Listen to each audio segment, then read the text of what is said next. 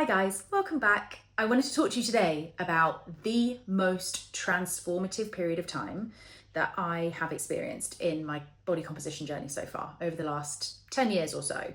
And not just for me, for clients too. And you might be thinking I'm about to talk about fat loss, but I'm not. We want to be talking today about maintenance and why it is so underrated and how we can really harness maintenance in the right way to get us closer to where we're wanting to be. I feel like maintenance as a word is misleading because it really suggests stagnation or kind of just like waiting it out until my next diet, right? And it's honestly not that at all. Today, we're going to be talking about how to do maintenance, what it actually looks and feels like, and also some of the changes that you can expect to see to your physique over time when you embrace it properly. Firstly, a little definition around maintenance, because I think the way that it's used in fitness language can be a little bit confusing. Maintenance is essentially eating roughly the same amount of calories across a week that your body is using. So it's roughly balanced, energy in versus energy out. Now I say roughly because there is no perfectly static maintenance number. Your TDEE, aka your maintenance, will of course shift throughout the week, throughout the month, based on things like your activity, your sleep, even where you are on your menstrual cycle. Maintenance really and truly is a range. Learning what that is and crucially maximizing that range, that's the skill we're going to talk through today. One of the main reasons that maintenance is so important is because it's the phase where your body is actually able to do something with the training that you're doing in the gym. Muscle is metabolically active tissue, right? And if we've been living in a cycle of deficit, or just trying to heavily restrict over a prolonged period of time, your body is going to have a really hard time building that muscle. Even if you're training perfectly, your intensity is there, your volume is there, your recovery is in a good place, that can all be well and good. But if you don't have enough fuel, the muscle growth element is going to be really, really hard to come by because it's an expensive process. If your body senses that there is barely enough energy and fuel to be going around, why on earth would it spend any of its resources on building muscle? Now, if you train well at maintenance, you get stronger. You build more muscle. Your body composition improves, not necessarily because you're losing body fat or that the scale is dropping down. That is not the only measure of body composition improving. Your muscle to fat ratio, that's the thing that changes. And that's also the thing that really, truly changes your actual physique. Not just bigger and smaller, but we're talking shapes and definition. Okay, so let's get into what actually happens in your body. Firstly, we can see that hunger hormones start to recalibrate. Leptin starts to become suppressed, which is your satiety hormone, the hormone that tells you, I'm full now, I've had enough food. Whereas ghrelin, the hunger hormone, that is elevated, essentially meaning that it's really hard for you to ever feel fully satisfied, and you're also pretty perpetually hungry. Now, when we go to maintenance, we find that those start to calibrate, and this may sound obvious, but it becomes so much easier. You eat when you're hungry, you stop when you're full. It just becomes a lot more simple. And again, after a prolonged period of time where you have been restricting calories, you truly may have forgotten exactly what those things feel like. Having those back in a place where you can trust and rely on them is a win-win. We also see that your muscle building machinery, if you like, starts working properly. There's a concept called anabolic sensitivity, essentially how receptive your body is to the protein and the training stimulus that you are giving it. Periods of chronic restriction, aka a long drawn out calorie deficit, blunts that anabolic sensitivity. You'll probably find that you're not seeing much change in terms of your musculature and your strength and performance in the gym, even though you're technically giving it the stimulus and the protein that it needs. When you get to maintenance, that sensitivity improves and you find that you get more return on every session that you do in the gym compared to where it was when you were dieting. And we also see that metabolic rate starts to track up. Now, this one doesn't happen overnight. This can take a few months for that metabolic rate to up-regulate after a period of chronic restriction. Now, given enough time, fueling properly at an appropriate level, we will see that metabolic rate increases, meaning that you start burning more fuel at rest. Now, the bonus here is that the more we lean into maximizing that maintenance range, the longer we stay there, the more muscle we build, the higher that baseline metabolism gets to, the easier it's going to be to go into a fat loss phase and actually reveal something different. And even bigger bonus, you can diet on higher calories than you did before because you're working from a higher baseline. Look, you can probably see already why maintenance is absolutely not a case of just being a point of stagnation where you're not making any progress. This is where all of the progress happens. And just as a caveat, you really should be spending at least 95% of your time at maintenance. And the reason that I tend to give kind of a at least 6 months at maintenance rule of thumb before thinking about another diet is simply because you need to give your body time to do all of these things. Even if you have all of the criteria in exactly the right spot, it's still not going to be a meaningful amount of muscle that you build in 4 weeks, in 6 weeks. It's just not long enough. The process is fundamentally slow in terms of muscle growth, but also in terms of that metabolic upregulation. Again, over many months is how we want to be approaching that. It's not something that you're going to change in a week. As soon as you flip the switch over to maintenance, your metabolism just shoots right back up to where it was before. You have to be spending time here. Not just because it's the best thing for your long-term body composition goal, it's also just where you feel your best, where food noise is quietest, hunger and appetite are nice and regulated, you can train well, you feel like you're hitting PBs regularly, you're sleeping like a baby, libido's in a good place, hormones are happy. Quite literally, I could not overstate the importance and benefit of embracing maintenance. Now we're going to talk a little bit about how we can improve our maintenance over time. You might type in your stats post-diet into a TDEE calculator and it will spit out a number and it will say, your maintenance is 2,172 calories. Now, this can be confusing because you look at that and you go, what, I need to eat that exact number of calories every single day for the rest of my life or else I'll gain weight? No, it's just more nuanced than that. It will give you an estimate, a rough guess based on a simple formula. But again, this isn't taking into account anything about your life. How active are you on a daily basis? How hard are you training? How often? How much muscle do you have? How long have you been dieting before deciding to get to maintenance? All of these things are crucial. When we're thinking about, okay, great, I'm going to embrace maintenance now, we don't want to see this as a fixed number. This is not a ceiling that you cannot go above. You categorically can. I have seen it so many times. People that were eating 1,800 calories and maintaining their weight there, now eating 2,200, 2,300 calories a day and maintaining their weight there too. Now that isn't magic or some metabolism hack. It is quite literally spending time finding where maintenance really is, making sure training intensity stays bang on, giving your body enough overall protein for that essential muscle growth and repair, fueling well for your training, which generally means carbohydrates, embracing carbohydrates, particularly around training windows to give you the energy that you need. So it all works as one towards the same goal.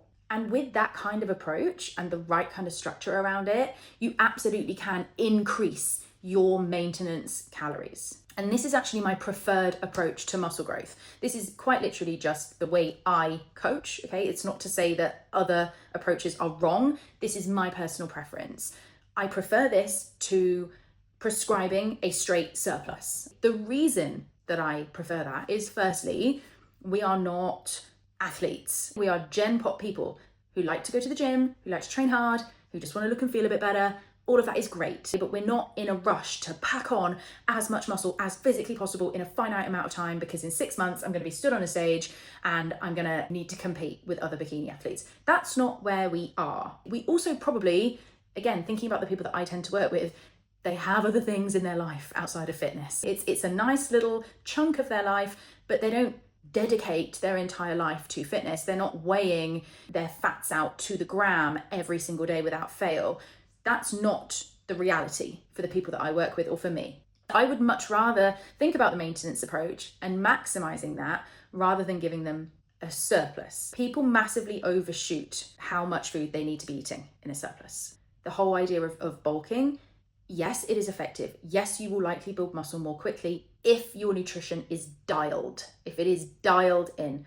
But you don't need to be eating hundreds and hundreds of calories more than you are right now. People massively overshoot it and end up gaining body fat, feeling pretty shit as a result. And also when we think about maximizing maintenance rather than just looking at a surplus, we tend to be able to have a bit of a handle on fat gain. We can have a much closer eye on how body composition is changing over time, and we can always kind of tweak and pull back should we need to, right? But honestly, when we think about maintenance, clearly we're not thinking about the scale going down, but we do want to measure it in some other ways, thinking about how we can keep an eye on progress and making sure that what we're seeing in terms of body composition change is increased muscle, fat levels remaining relatively stable. How do we improve our maintenance? How do we increase the level of calories that we can maintain our body weight on? Few things. First one is NEAT, non-exercise activity thermogenesis, basically any and all movement that you are doing outside of scheduled exercise. Now, when we've been in a period of chronic restriction, that NEAT section of your metabolism, that will inevitably and subconsciously often drop. You will find that your body is getting a bit smarter, finding ways to preserve energy. You might find that you're sitting down a little more than usual. You might find that you're getting in the lift rather than taking the stairs. Things that you would usually do without thinking on autopilot, you tend to stop doing. Less fidgeting, less talking with your hands, any and all movement. That will drop during a deficit. You can absolutely have an eye on it and think about, okay, I need to hit my set count, but your body will still be doing some of that preservation work. Now, when you start fueling properly, we can see that NEAT section really starts to come up, again, quite naturally, because you have the energy available to allow for that additional movement. We actually have some really interesting research on this area as well. There was a study done on NEAT and how it varies between person to person. And the findings told us that we can see up to, okay, not always, but up to 2,000 calories of variance between one person and the next, even though they're doing the same exercise schedule and they're the same size, same height, same weight, right?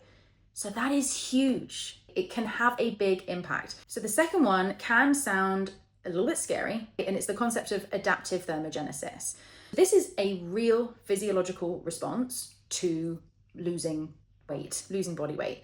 And really here, the more severe or extreme the weight loss is, the more chronic the restriction in terms of length, the more significant this can be. Essentially, adaptive thermogenesis is the process in which your body reduces overall energy expenditure past the point of what we would deem normal or standard from just losing body mass alone. Again, there's some really interesting research on this. Maybe the most famous one was The Biggest Loser, that god-awful TV program where they humiliated all of those people.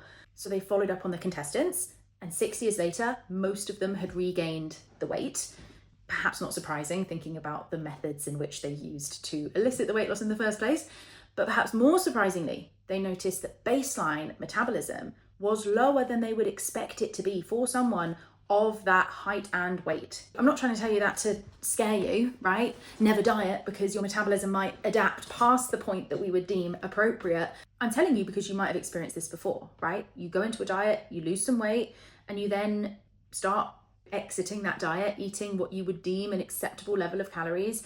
And although calories are still relatively low, you're seeing that body fat, body weight is increasing, even on fewer calories than would logically make sense. That isn't that there's something the matter with you or that you've done something terribly wrong. It is quite literally just your metabolism responding in the way that it's supposed to. It down-regulated, and it now needs that kind of slow, gentle upregulation in order to get you to a position where you can eat a decent level of calories and not see negative body composition changes as part of that process. There is definitely good news. In the same way that things adapted down, it can also adapt back up. It is highly adaptable, your metabolism as a whole.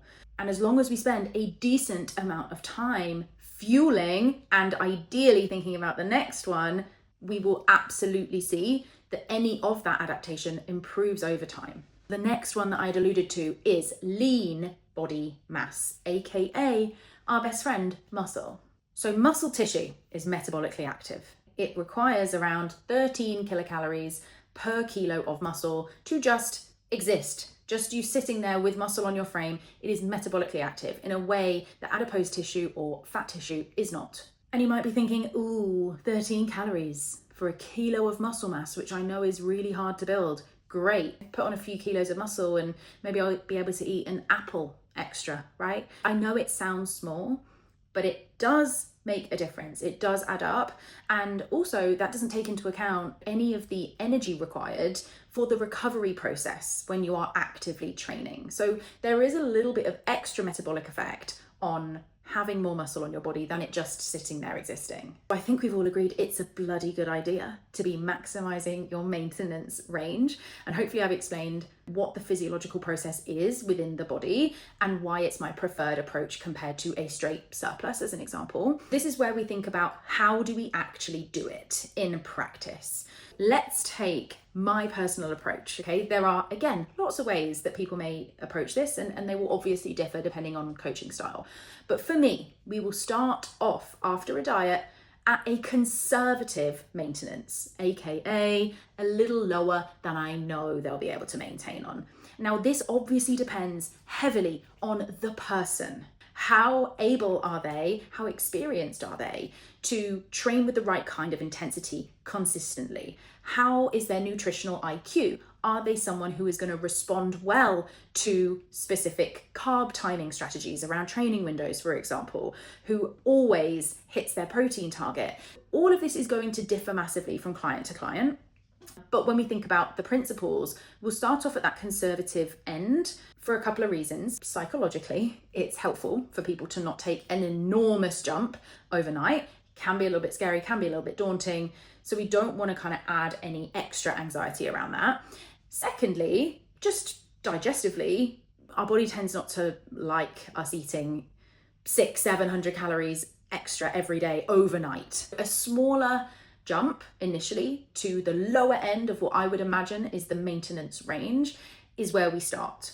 Now, that is by no means the end point. There is almost always extra room for things to increase down the line. We'll monitor body weight across a full week. Initially, we will see that the scales come up ever so slightly. It's going to happen. You're eating more food. So there is more food in your system at any one time.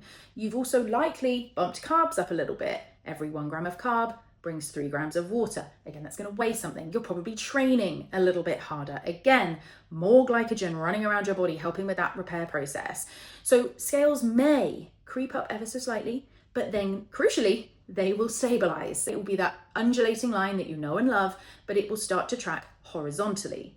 So we will assess that. I usually wait for a 2-week period to pass before we make any additional changes, unless biofeedback or the client themselves is struggling, then we may change it slightly sooner. But we'll track body weight 2 weeks, see how training performance is, see how recovery is feeling, see how hunger and appetite is feeling, honestly, and then we will likely increase again. Now, we're not talking about hundreds of calories here. It might be 100, 150 calories, something along those lines, added to the range that they were previously working with.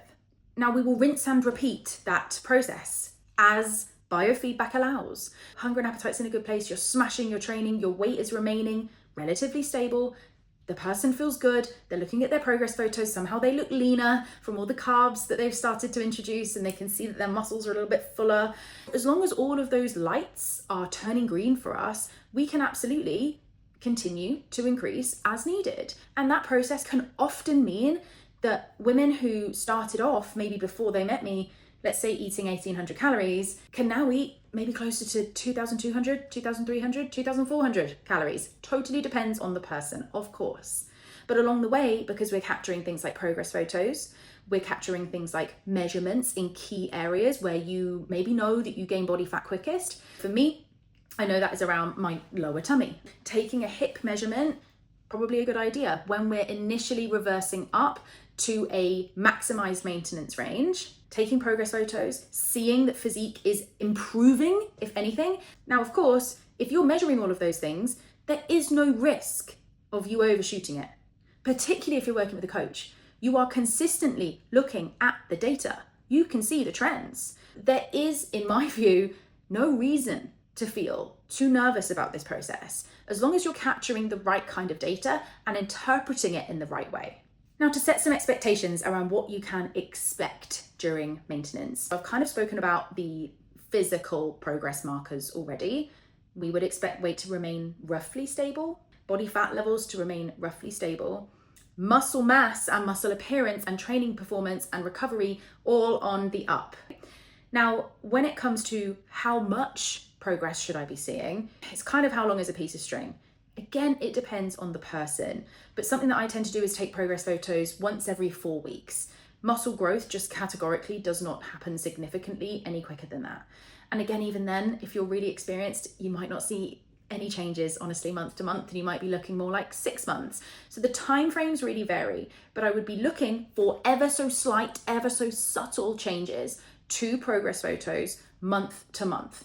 I'd be keeping an eye on some of those measurements, increasing in the good areas that we're wanting things to increase, maybe glutes, maybe arms, maybe back, whatever it is that you're trying to build, and just keeping an eye on those areas that you're more prone to fat gain. Here is the overarching reframe I want you to take from this. Maintenance is not a pit stop. It is not somewhere you are waiting around at and just chilling before your next diet rolls around. It is quite literally where you're building the physique that you eventually want to reveal later down the track through a dieting phase. If you do not do this process with any real strategy, then as and when you diet, you may just find that you look exactly the same as you did the last time. And that might be fine. As you know, I'm sure by now, my vibe is how we can build your best body composition. That's quite literally my job. If you're nodding along and thinking, yes, I want to make the most of my maintenance phase and take it really seriously, then I really hope that this has been helpful. And if you're sitting in maintenance right now and this video has made you think that maybe you need a little bit more support, you can add your name to the coaching waitlist in the description. And that's it for today. I'll see you next week. Love you. Bye.